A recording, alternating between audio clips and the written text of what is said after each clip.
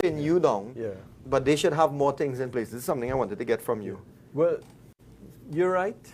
Yes, they have that duty of care, but you also mentioned a very important thing, and that is the fine print, which is not written in English. It is written in legalese, which I don't speak. Right? But the other thing about it is, And which you need your reading glasses. correct. Oh, yeah. That's why I call it fine print. right? But the thing about the fine print and so on, now there's software in the financial institutions that actually monitors. The software knows your spending pattern, right? And just as we were talking about children, and you could put on blocks and so on, the banks, that software kind of knows how much you spend for the month, knows where you spend your money.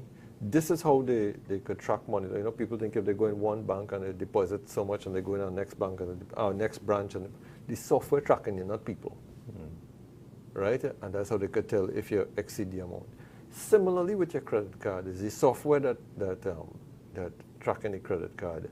And why they do that? Because it's supposed to be cheaper than having people actually monitor your credit card.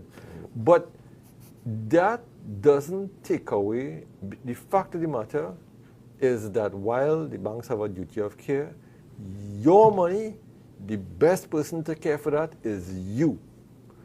And you should set up, on your online platform that every transaction Notification. on your credit card, in all your accounts, whatever you get a notification immediately.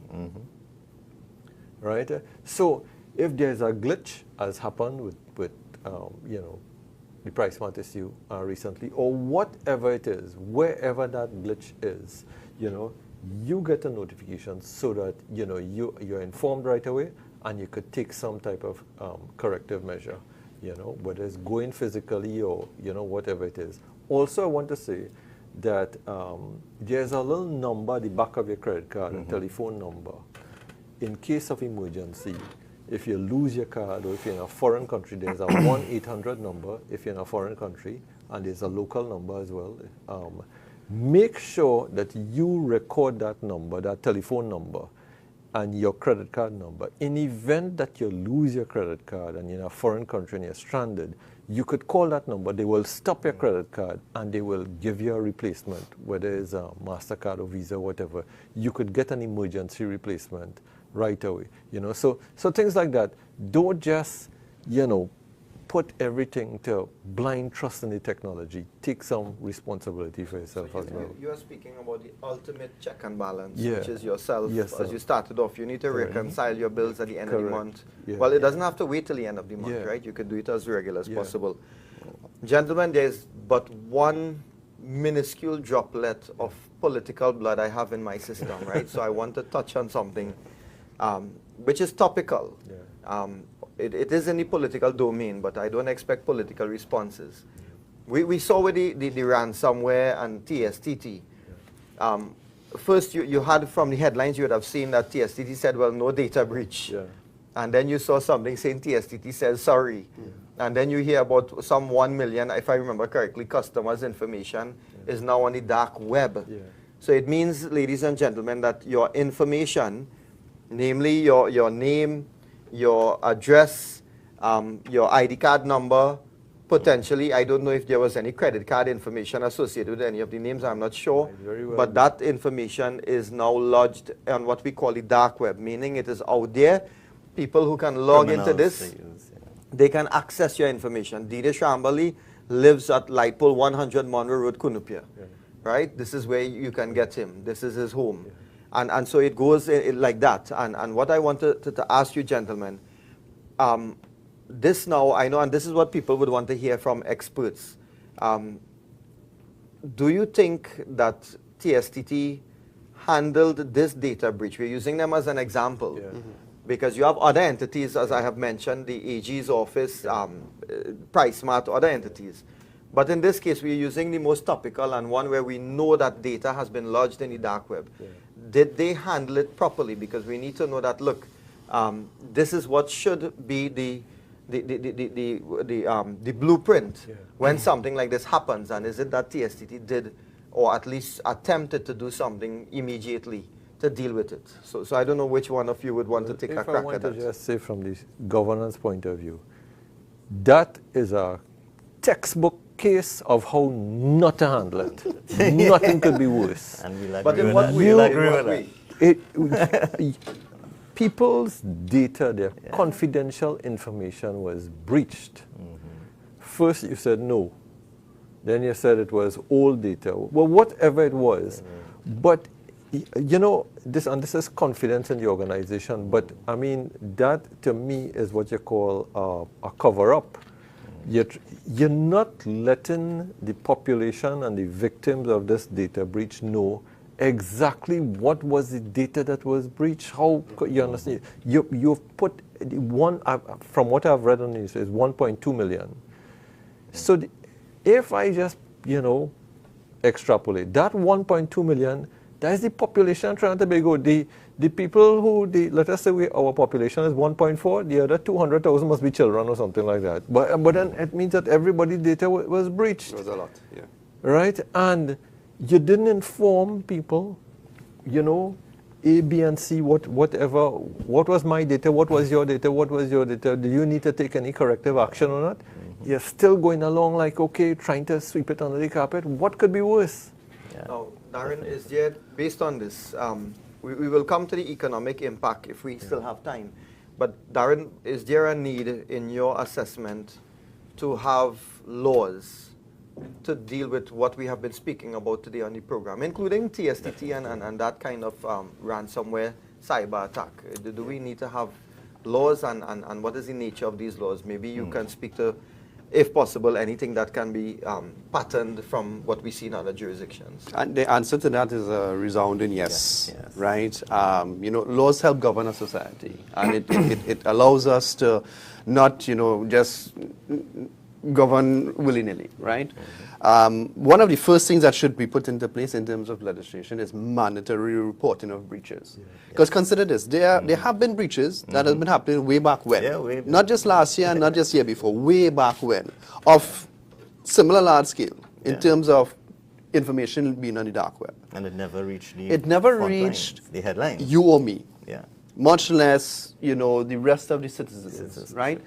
And why is that important? That's important because look at the heightened awareness that the country now has. With this whole thing, here we are speaking about protecting your own data and doing And people are certain things. hearing things Right. they could put in Now, place. if companies were mandated to report breaches, I am 100% certain that in November of 2023, we would have been in a better space overall, right, from a cybersecurity perspective, because people would have seen this is what is happening. You know, Trinidad and Tobago is not unique and separated from it, right? And we don't have to reinvent the wheel, right? Even things from a data governance perspective, we all probably heard the acronym GDPR, right? That is, you know, a regulation that comes out of the United Kingdom about data privacy and how we treat with customers' data. If this happened in the UK, depending on the extent of data that came out for you, let's just say your ID and your passport and a credit card information was breached. Did you know for each one of those breaches, there is a fine? That you're going to not pay, you know, you're going to receive money from the organization that had leaked from. So you as a it's there in the citizen legislation. actually have rights to claim and file a claim for a data breach. Right? I don't even know how to begin to quantify the amount of money that TSTT might have to pay to the citizens of Trinidad and If Tobago that happens. if those laws were in place. Now, if those laws were in place, just to close up, if those laws, you would see corporate TNT at large being a lot more responsible with the data that they have. Now, I am very happy that you have, you know, so carefully articulated what obtains Yes. and which we should aspire to here locally, right? I know we have the Data Protection Act, we have the Computer Misuse Act, and to my limited understanding, I say limited, you know, guardedly, right? I mean that, you know, you could look at it, you could peruse the law, you can be actively involved in it. Yeah. One thing is clear, they provide no relief to a case of what has happened with ransomware they and the definitely TSTT need breach. updating. Yes. So we need to up our laws and stuff. Just because we spoke about the children aspect, maybe I can ask Pandit Shiva Janak, you know, when you create laws, you don't create laws that are at large, right? Yeah. You know, is there any recommendation? I know there is the desire for sure, following on what Darren said, but do you care to just tell us that if, in your estimation, laws definitely need to be tailored to protect the children, because we have spent the first part of this program dealing with the youths. Yeah, when we speak in legislation, I mean, we're speaking on the broad governmental stage, right? But also when there are three things in cybersecurity: legislation, technical, and end user, right? Education. Those are the three ways to combat, right? So, but when we need to even break it down smaller, like let's say in companies, they need to have their own internal policies that governs the use of devices, that governs, you know, what you can do, what you can't do. As we went back to when we said, you know, the social engineering. So, for example, a hacker could put some malicious software in a flash drive, drop it by the doorway to the entrance to the company. And someone will just go, somebody dropped the flash drive, pick it up, go inside the organization, Plug it. Oops. So, you know, all these things, you need policies of what you could use. You can't use no outside, no flash drive that you're not aware of, that is not yours. All these kinds of things are policies that in your homes now, you know, one of the things on one of my Digital Guru program, you need to have agreements with your children. Yes. Agreements, policies with your children, you know, on usage of the computers. Let them come up with their own, you know, say punishments if they breach or break the contract. And these are simple things that, you know, if we started from small at home, you know, the thinking behind it and why it is there, and to protect the child, to protect the parent, to protect everybody involved, right? We need to inculcate that from a very young age. And that's what we have been trying to advocate. And again, when Darren looked at in terms of policies and governments, in terms of how you can get back from breaches on your behalf, also on the international stage in Europe and US, I'll come back to the point that these things are taught in the schools, digital citizenship, right? Even computer science is being taught now. I recently finished writing a series of books for the UK, right? Teaching from primary school level, all these sorts of things, because this is the age you need to bring the awareness. I know you spoke about real life, but you know, like with Facebook, you're going to the meta universe now. Eventually it's going to come, the meta universe where everything will actually fully be virtually online. So No. we need to put things in place. I appreciate that. So you're speaking, Panachiva, in terms of writing your books and stuff, which, you know, you're sending to the UK and otherwise. I suspect you may call that partially cyber security literacy coordinators. And this is, I want you all to tell me, I have read about vulnerability specialists, cyber security analysts. Do we have sufficient first incident responders, even when it comes to the cyber security threats and the actual commission of the ransomware acts of, you know, whether it's terrorism properly defined or whether it is hackers in the case of TSTT? Do we have in Trinidad and Tobago sufficient cyber aware personnel to treat with situations and therefore to spread this word and to go? I know you go to these schools, Panachiva, I know you're all over in these schools too, both of you gentlemen, but do we have sufficient expertise in this area so that we can protect ourselves? I think, for example, that example with the TSCT thing, well, I don't know who the employees are or what their titles are, right? But in general, because it's seen as an additional cost for this protection to hire, and the thing is, most people, they hire a person, which is not enough for an organization as large as maybe TSCT, where you need a whole team 24/7 looking after your network and your data, right? So the investment into the protection of what is required, I don't think, and this is not on behalf or locally, it's in general from my research, we don't put that effort into recognizing the benefits of this type of these titles. There's not. So you have captured that we are not prepared. We are not. Possibly given our culture and other factors to invest in what is necessary. And it's not protect. only Trinidad. This is a global issue, But where we don't assuming that we are, or a given entity is prepared to, Darren, do we have sufficient personnel, competent personnel to engage in this process where we have to prepare? As I said, you have first incident responders, you have the cybersecurity analysts, you have the vulnerability specialists.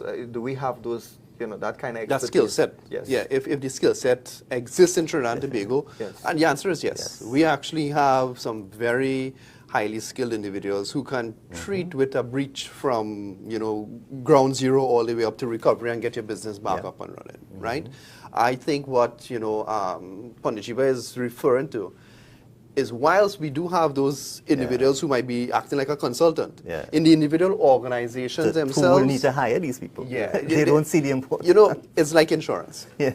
If you have to make the decision on insurance, and you really don't need to go with, full coverage. Full coverage with third party, right? Save some money, full coverage. So I feel we have a general third party type approach to cybersecurity, teams within organizations. Hopefully the breaches and the information that is being shared now, gets everybody going to, full And coverage. I think we have a brain drain as well, because the people who are certified, as you're saying here, and if you're not getting the opportunities here and somewhere else give, because we're on a global platform now. You could get hired to go anywhere if you have the correct qualifications and skill sets.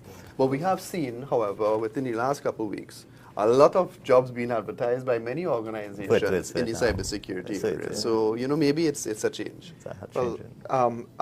Gentlemen, we are out of time. I just want to hand over to Bhushan. Bhushan, we have heard from Pandit Shiva on this last point that we have discussed, that there needs to be the investment in the direction of, protecting oneself from cyber risks.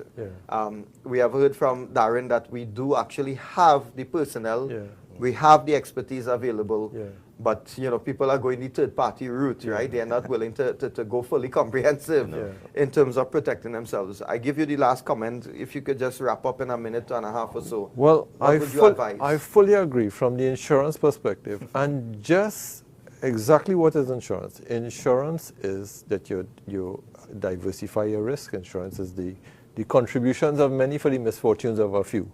And what you want to make sure is that hiring these professionals, having the right equipment, having the right systems, having the right policies and procedures in place to eliminate or minimize the possibility of a cyber attack, that your business, the integrity of your business rides on that. And that is not something that you could take lightly. That is not an optional to go third party. You must secure, just as you secure the front door of your business, and you pay private security to monitor the alarm system and so on. This has now become a new part of the landscape that you must invest in. It is no longer optional. Gentlemen, I want to thank you tremendously for your time this afternoon. All of you having very busy schedules and hectic with your own commitments, outside of your work. I would like to invite you from now that I think this is a necessary program, and maybe we can continue this conversation in the new year. Maybe if not January, but January, February, you have Carnival, you have a lot of things, we have a lot of religious events that will be going on as well, Mahashivratri, etc. So maybe we will be able to have one of these programs where we can delve into a lot more that we touched on today. I'm particularly curious about the ability the legislation which gives personnel, normal citizens, the ability to apply to get some kind of redress, some funding redress in the event that their data has been hacked, their confidence and their security has been breached. Pandit Shiva, you spoke a lot about what will help the youths, the children, what can protect them. Bhushan, of course, with your flavor, you have spoken about how this applies in the banking sector, finance sector, and even individuals, how they are the ultimate checks and balances. So, ladies and gentlemen, I thank all of these gentlemen for coming on the program. I hope that you have benefited in some way. Certainly, I have in getting, a better understanding of the cybersecurity risks, the threats that exist, how it can be, in terms of your financial data, but not limited to, and it can even reach home in your homes with your children using your devices. So I am certainly grateful for this session. I want to ask you all to join us again. Our next program will be aired on Thursday.